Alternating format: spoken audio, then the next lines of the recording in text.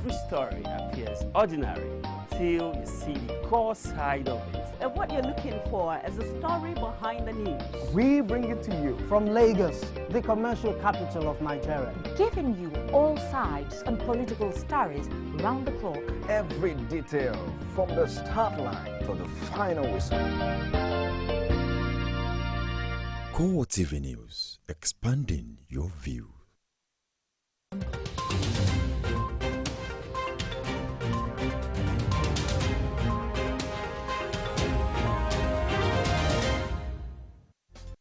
Welcome to CoreTV Primetime News. I am Anu Oluwapo Olufela.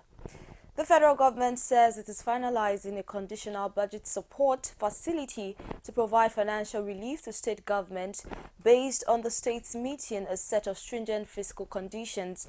The Finance Ministry says the facility is aimed at providing support to the states to help them overcome their financial challenges. The Ministry of Finance also notes that states would only be able to access the facility if they meet a stringent 22-point reform agenda called the Fiscal Sustainability Plan (FSP) that was approved by state government, the National Executive Council, last month. The federal government has signed a memorandum of understanding with Songhai Farms, Porto Novo, Benin Republic, in order to harness resources of river basin development authorities in the country. Speaking at the ceremony, the Minister of Water Resources, Suleiman Adamu, says the agreement will help in boosting employment opportunities for the youth. It discloses that the agreement will revolve around the graduate employment scheme, which, according to him, will be located in each of the nation's 109 senatorial districts. Kikelomo Okere completes the story.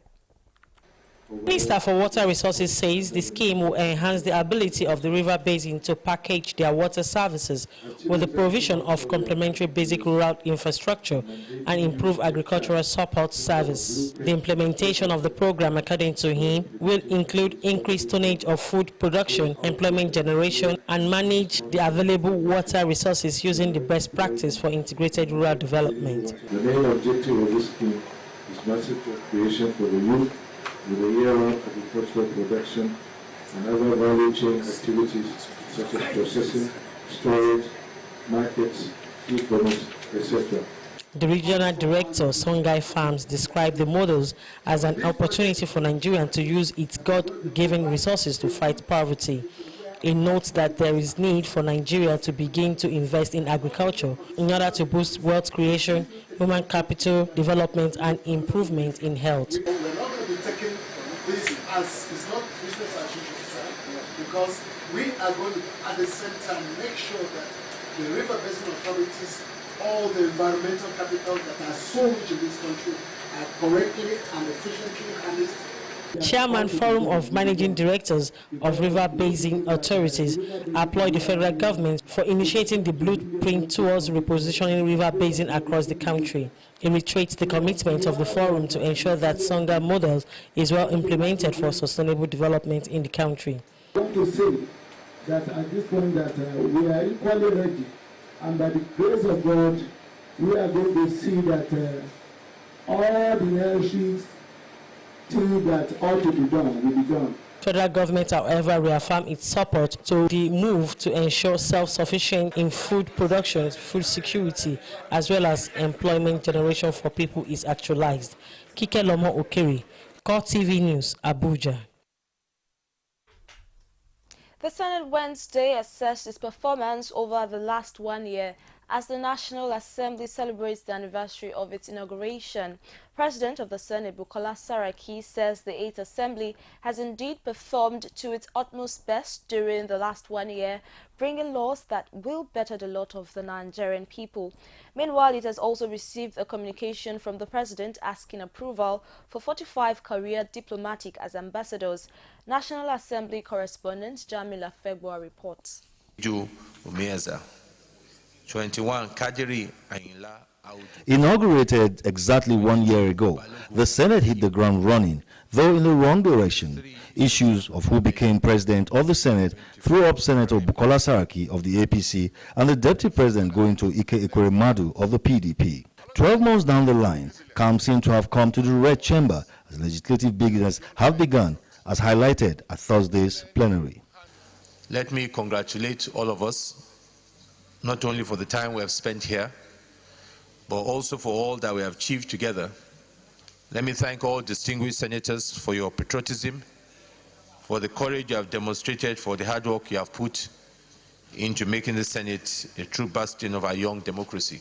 Extolling the virtues of the President of the Senate, his deputy said choosing him as the deputy was an unprecedented move, putting both parties at the top of the Senate leadership. Your Excellency, over the past 365 days, we have been buffeted from all directions.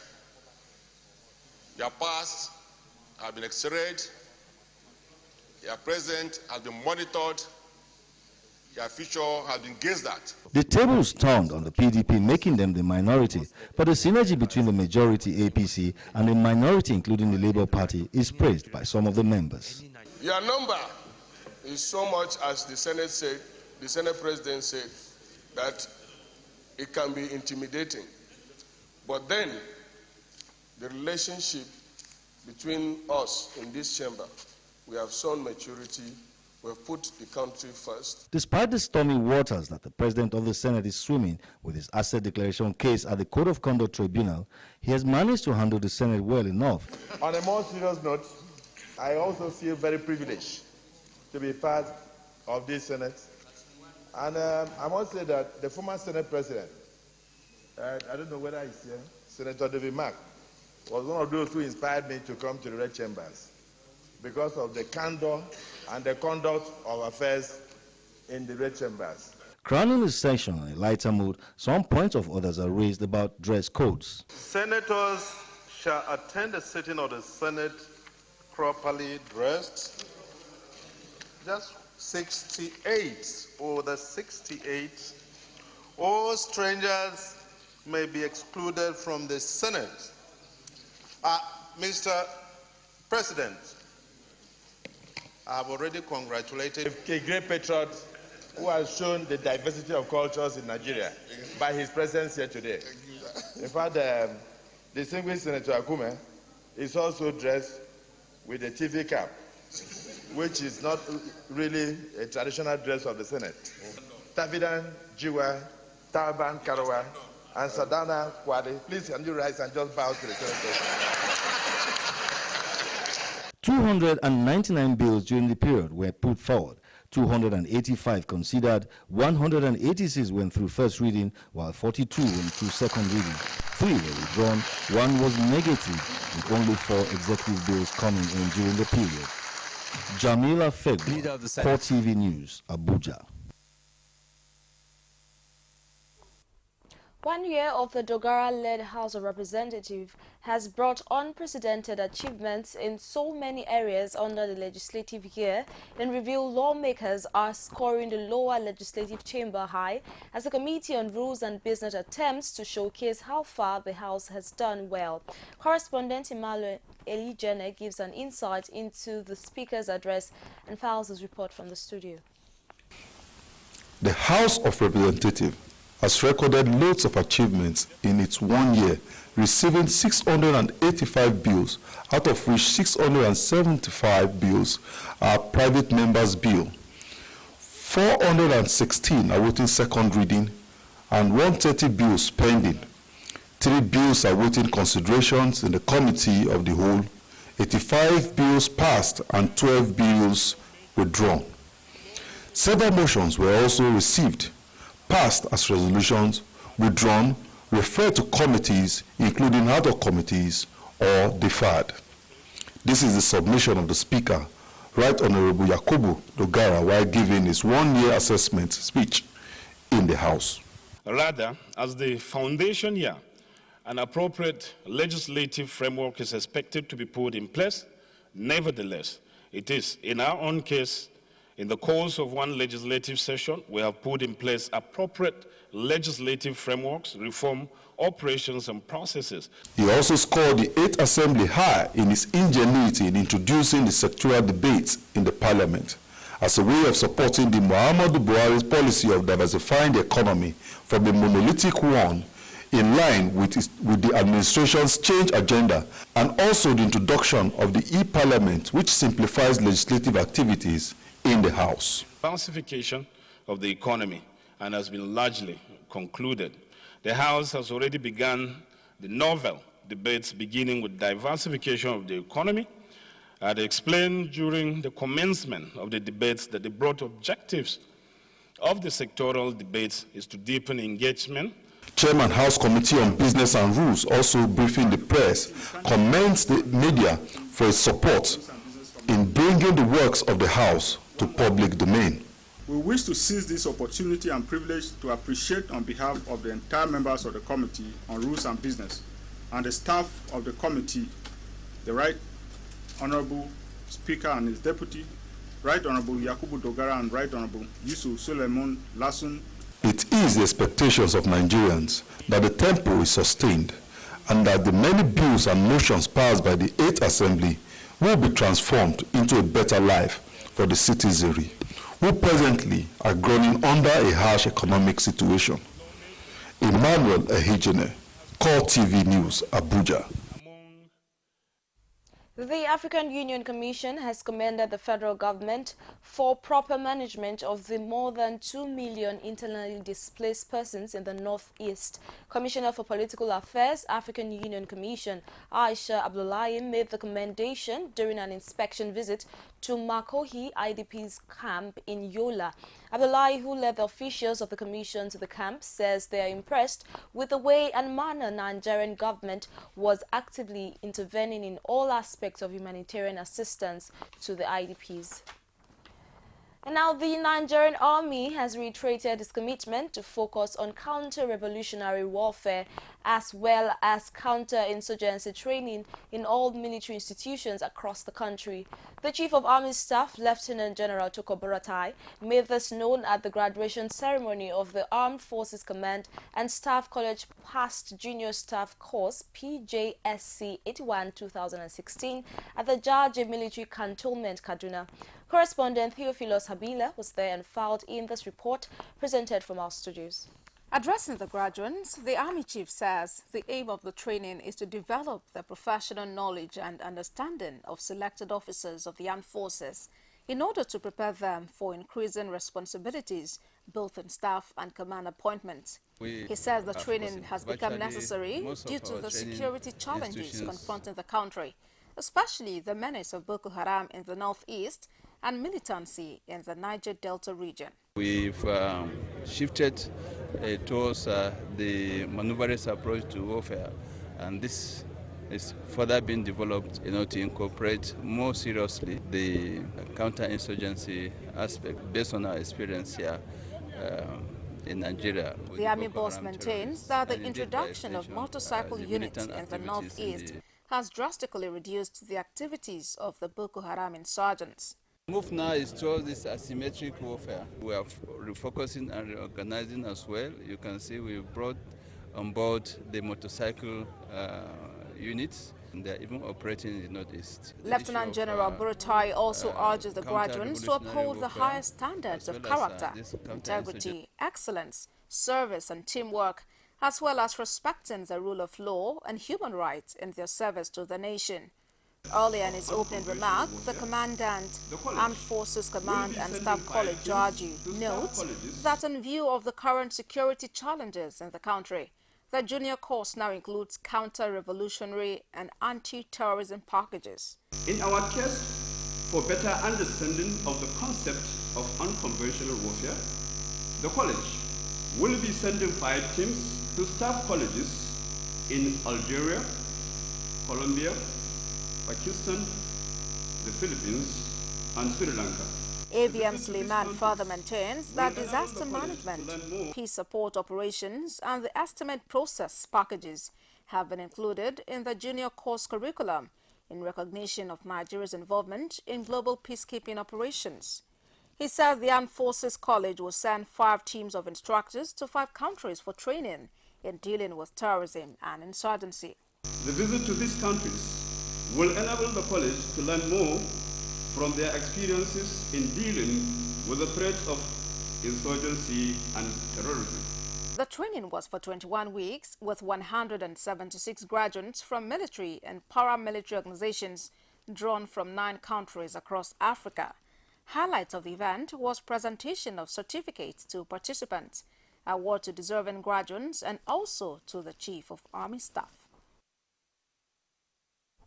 The Nigerian Army has confirmed the retirement of some senior officers from service following the approval of the Army Council. In a statement issued by the Acting Director of Army Public Relations, Colonel Sani Usman, the approval was confirmed at the meeting of the Council. Although Usman did not disclose the number of officers affected, it says their retirement was based on service exigencies. Those retired were mainly some major generals, brigadiers general, colonels, lieutenant colonels, and a major. It recalls that not too long ago, some officers were investigated for partisanship during the 2015 general elections. Usman further stated that the retirement were connected with the investigation by the Presidential Committee investigating defense contracts. In the meantime, some officers had already been arraigned by the Economic and Financial Crimes Commission. The Kaduna State Governor Nasir El-Rufai has directed all hospitals in the state to treat persons with gunshot wounds and accident victims before demanding police reports. It says the duty to save lives is primary and must come ahead of formal report from the police. Theophilus has more in this report taken from our studios. On a visit to a police corporal receiving treatment after sustaining wounds from a gang of armed robbers and kidnappers, Governor El-Rufai again emphasizes that lives must be saved first before the formalities of demanding police reports from victims. The governor adds that the state government will take responsibility of the hospital bills of the police personnel domiciled in the southern part of the state. It has been on my program to come and visit the police officer, encourage him, and also for the state government to take responsibility for his bills. And he's doing very well. He's lost a lot of blood. He needed 5 pints of blood, but he's doing very well, and we are happy about that. The victim who escaped death says the gang, identified to be all of Fulani extraction, pounced on him after he and his colleagues had rescued hostages from them. He is, however, grateful to his creator to be counted among the living, as he says the kidnappers thought he had died. When we get to their camp, so the kidnappers now saw us and run away. Then we pack all the machine, not knowing that they divided themselves. The people were free. They said the other people are coming. So we now pin down. 3 of them, they carry AK-47. Governor El-Rufai charges members of the Nigeria Police Force to ensure that perpetrators of the criminal act are brought to justice. Governor El-Rufai further says after saving lives, hospitals and other agencies can make inquiries regarding how the gunshot wounds and other injuries were sustained. We'll take a break now, and when we return, we'll bring you more stories from within Nigeria. Stay with us. With over 7 billion of world population and still counting, the world needs to hear you now than ever. Whatever your ministry or vision is, Gospel Africa will help get you there faster than you think possible. For inquiries and participation, contact 009 503 3859 or 0812 076 0011 or visit www.gospelafricang.com. Gospel Africa, your #1 media solutions for the church today. Gospel Africa, showing on this station at this time.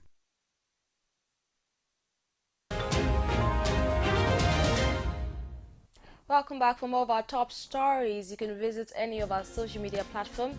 You can follow us on Facebook, facebook.com/CoreTV News. You can also follow us on Twitter at CoreTV News NG. And you can visit our YouTube channel, that's youtube.com/CoreTV News. Now, operatives of the Kaduna State Joint Security Outfit, known as Operation Yaki, have recovered over 600 cattle and other animals stolen by rustlers in various parts of the state. Addressing journalists during the handover of the recovered animals to their owners, the special advisor to the Kaduna State Governor on Security and coordinator of the security outfit, Yakubu Yusuf, says the rustlers were intercepted by security operatives while fleeing with the stolen animals inside the forest. arrest. He explains that the recovery was made possible through intelligence information from members of the public, while he said that the notorious rustler was equally arrested during the operation. Yusuf further applauds the contribution of men of the Nigerian police and army for their role in ensuring that activities of rustlers and other criminals are reduced to the barest minimum across the state. Moving on to Yobe State, where the state government says it will give psychosocial counseling to teachers working in the areas initially taken over by the Boko Haram insurgents. Announcing the plan on Saturday, the Commissioner for Education, Mohammed Lamin, said that the counseling became necessary as teachers in the areas have passed through series of trauma complications which would negatively affect their productivity. Lamin discloses that insurgency has greatly caused devastating effects on education in the state. He also pointed out that several schools have been destroyed by the insurgents. The commissioner, however, disclosed that rebuilding the destroyed schools was beyond the capacity of state government and appealed to the federal government as well as donor agencies and spirited individuals to contribute towards the reconstruction. Former militant leader Governor Ekpeme Pulo, alias Tompolo, has called on the Niger Delta Avengers to halt the ongoing bombing of oil and gas installations in the Niger Delta region. In a statement on Saturday, Tompolo called on the Avengers to embrace the federal government dialogue option as a way out of the brewing crisis in the Niger Delta region. He pointed out that their action not only militarized the Niger Delta region, but also succeed in giving birth to so many negotiators and political jobbers within the government circle who are very serious rumor peddlers in the country. The ex-militant leader, who is currently on the run, further disclosed that the Baramachu people have not known peace since the Avengers started bombing oil facilities.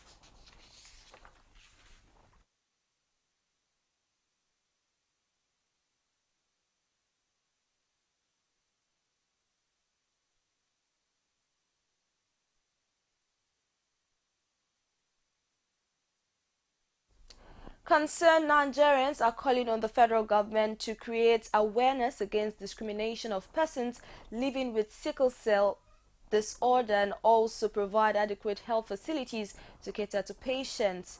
A group of non-governmental organizations preparatory to celebration of World Sickle Cell Day on June 19 staged a procession titled Walk for Life in Lagos, where they advocate that persons with the condition should be shown acceptance and support.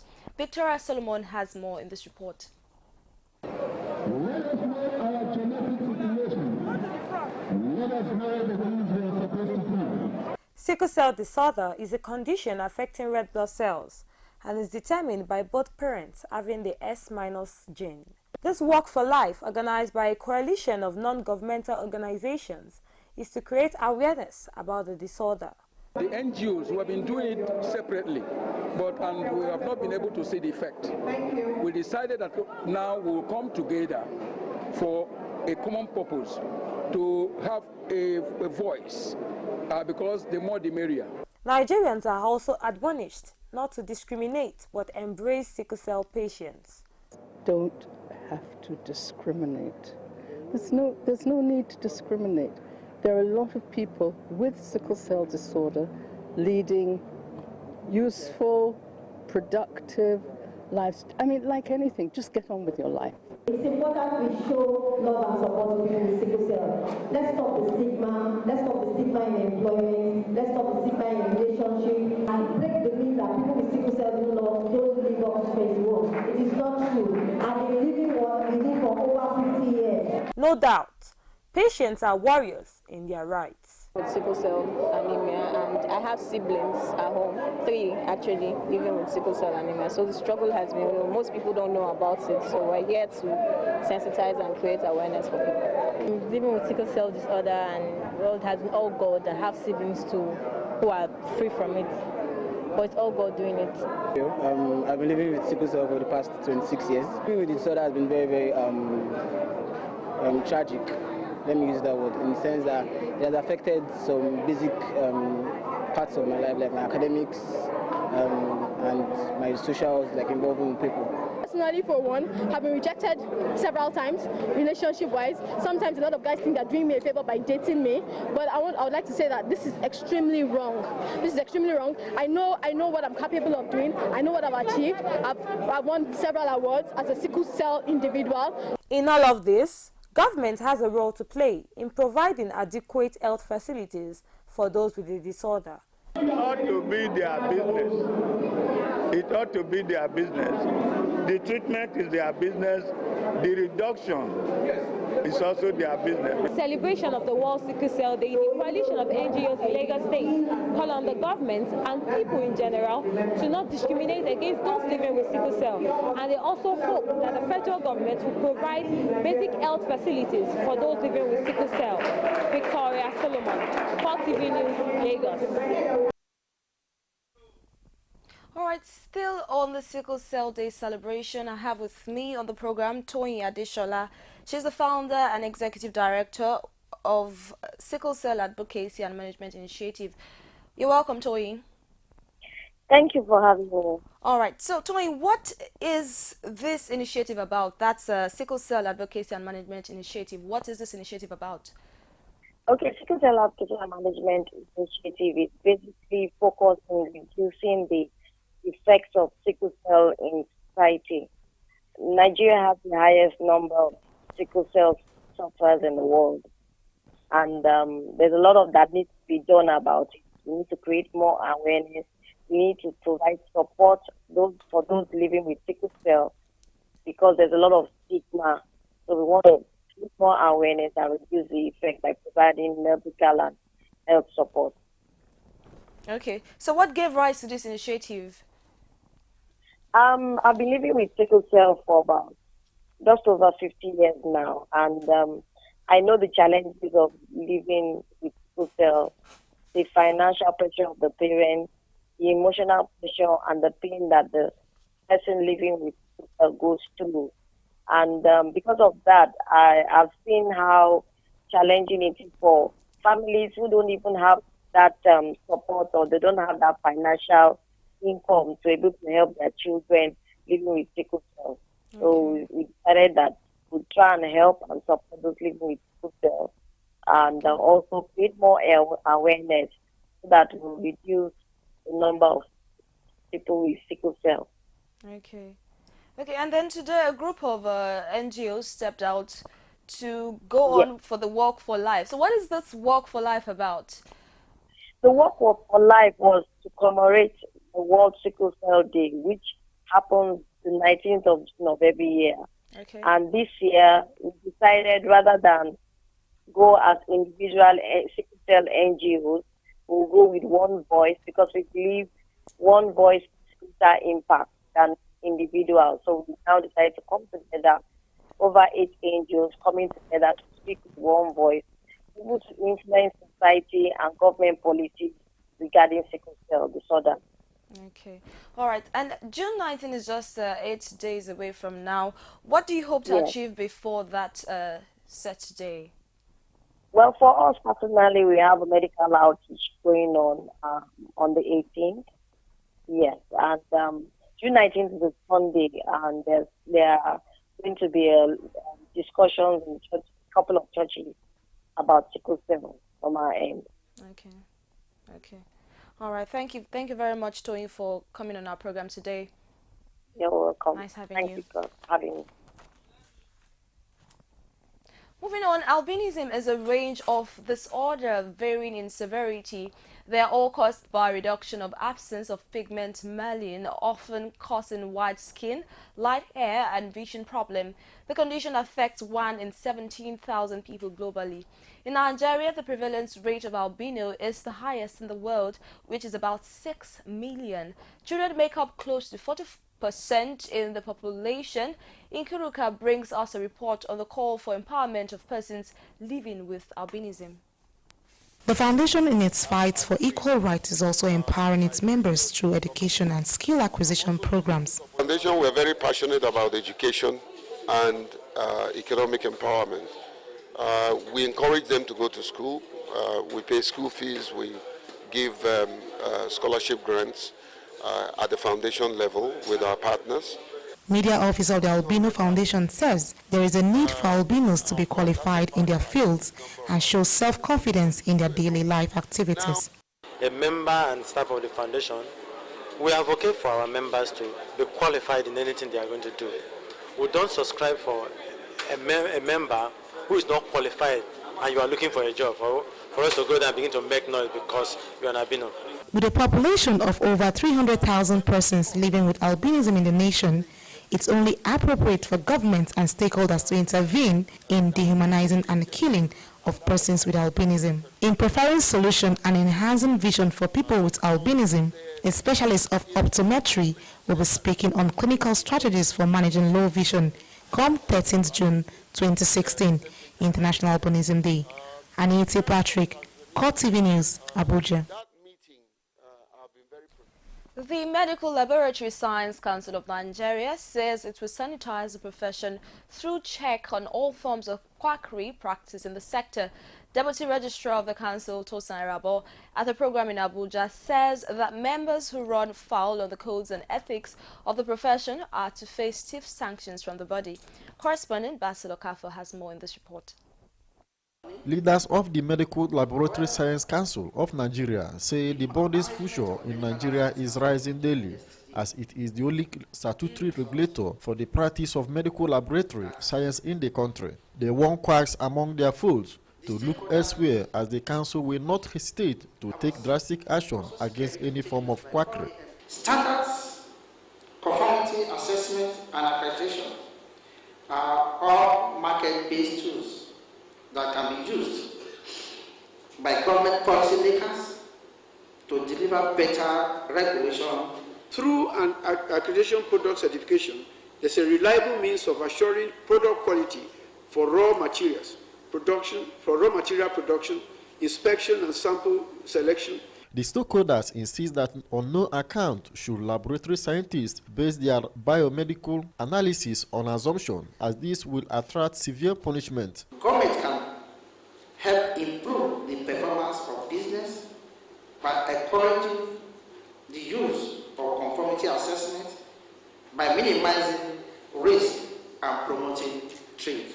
According to them, a professional can become a quack when he or she does not carry out analysis according to the ethics of the profession. Basil Okafor, CoreTV News, Abuja. Muslims have been urged to pray regularly and observe the zakat, which is a way of giving, especially during the Ramadan period, in spite of present economic challenges in the country. At a Ramadan lecture organized by NASFAT in Lagos, Islamic scholars challenged the faithful to observe the necessary tenet as required during the fasting season. Victoria Solomon has more in this report. Ramadan period is a time when millions of Muslims around the world observe intense prayer, dawn to dusk fasting, and nightly feasts. The period is also a time to give to the needy. The importance of the zakat is being underscored more than ever before. Zakat translates to redistribution, sharing from the surplus of the wealthy for the poor. And the principle of it is why we're focusing on it here. Even with Nigeria's economic downturn, Muslims who are in the position to give to the poor are encouraged to do so in order to receive the blessings of God. Just 2.5% of your money, you can keep 97.5% for yourself and your family. We just give God just 2.5%, and people are finding it difficult to pay. That's why a program like this has been organized to appeal to the conscience of the Muslims that it is important to pay zakat. Helping the needy, they say, is a call to even those in authority. Have to key into the belief that we need to reform our society. Everybody has to be part of this reform that we are talking about, so that we will have a better society. Ramadan this year began on May 30th and is expected to last 30 days. Victoria Solomon, CoreTV News, Lagos. Still ahead on reports from outside Nigeria, at least 8 people have been killed in a double bomb attack outside a Shia shrine near Syria's capital Damascus. Stay with us.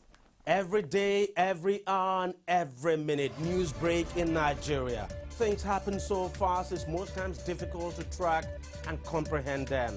But that's what we do right here on Digit 360. 2015, would you want to come back again? It's like asking Jesus Christ if he knew he was going to die, will you want to come back as the savior of the world again? We do not just help you track the stories, we break them down, explore all the angles, analyze the issues so that you can fully comprehend the stories and use them to make the right decisions.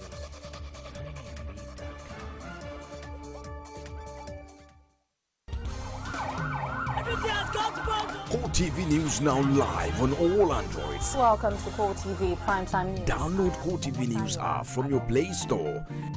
Click on the menu to see all our top stories from politics, sports, business, foreign news and live TV to watch us live on your mobile. I want to know why I should be believing them. You can also click on video to see all our YouTube videos. CoreTV News, a 24-hour news station.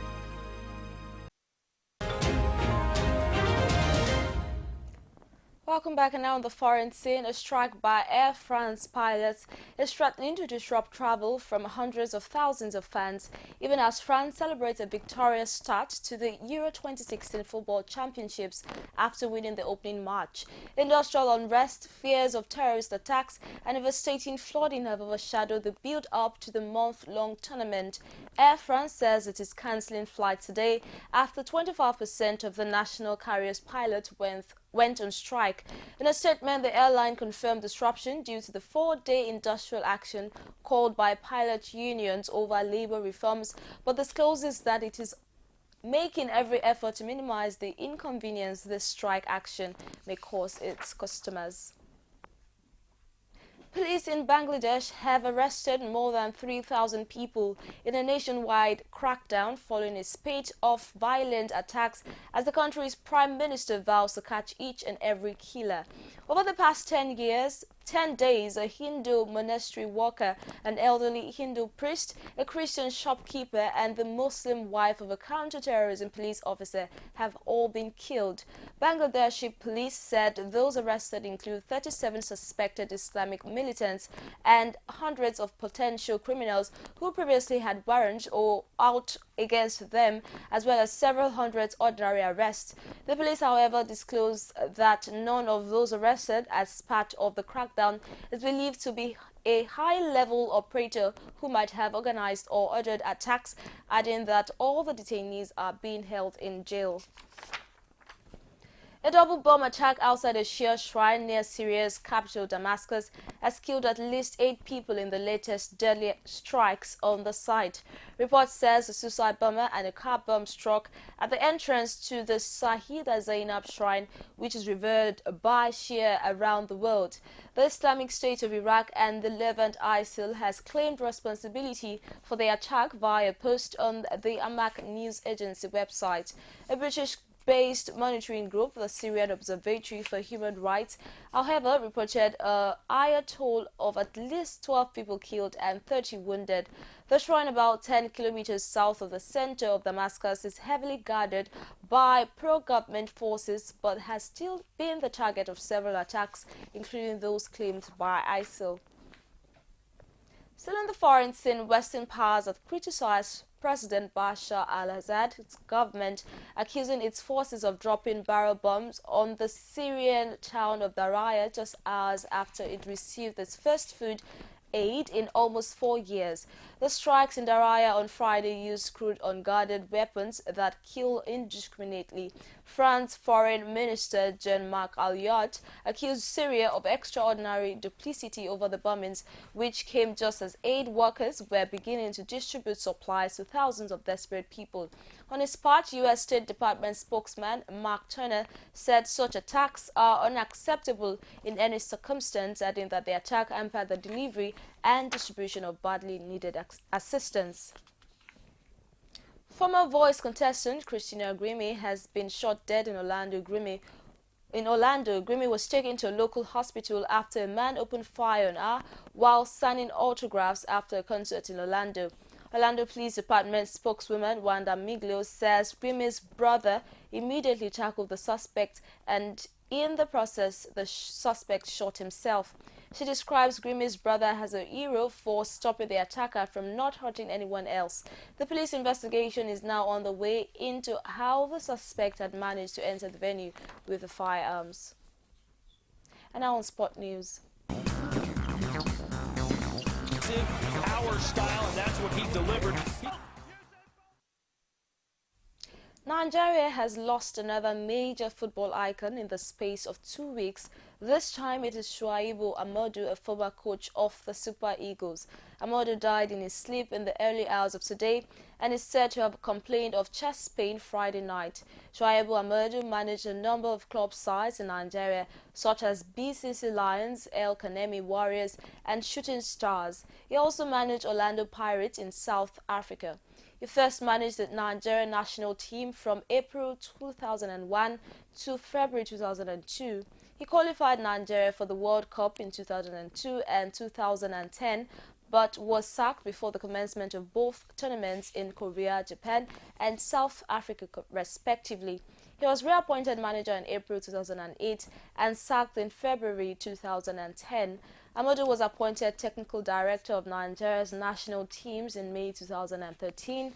In October 2014, he was reappointed Nigeria's manager, replacing Stephen Keshi. It was his fifth spell in charge of the country. Keshi, however, returned to the role 2 weeks later but was fired in July 2015, and Amadu took over the Eagles again temporarily. He was replaced by Sunday Olise on a permanent basis later that month. Amadu was buried 4 p.m. today, according to Muslim rights.